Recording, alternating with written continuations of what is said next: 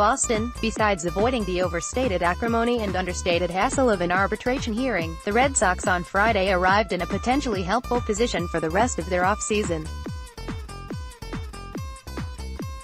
They know where they stand in terms of financial commitments as they pursue relief pitchers.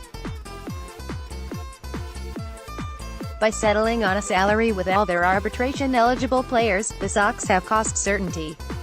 Unlike this time last year, there's no situation to prepare for where Mookie Betts could make one of two of dollar figures in 2019, several millions apart, the scenario the Sox faced with their star right fielder, and to a lesser extent anyone else, had they not reached an agreement.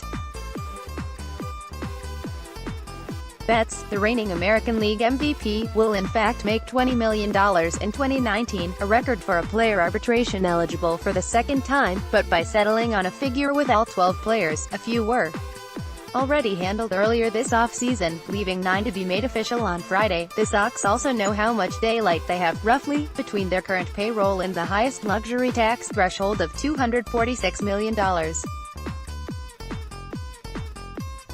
More Red Sox stocks couldn't find a JBJ trade to their liking. While no public estimate is ever exactly accurate, Cots Contracts pegs the Sox at being at roughly $238 million for luxury tax purposes in 2017.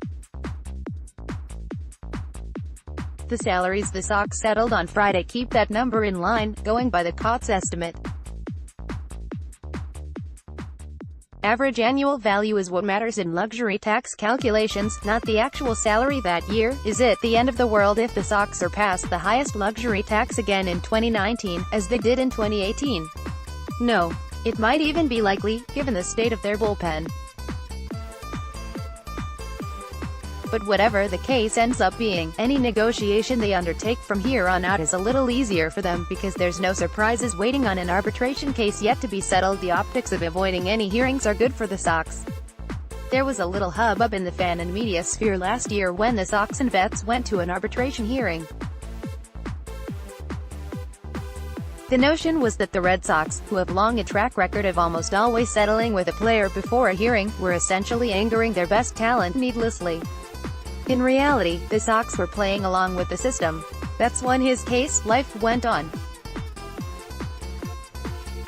Going to a hearing again this year, 2 years in a row, probably would have been gratuitous, though, particularly after Betts not only won an MVP award, but the Sox also won the World Series.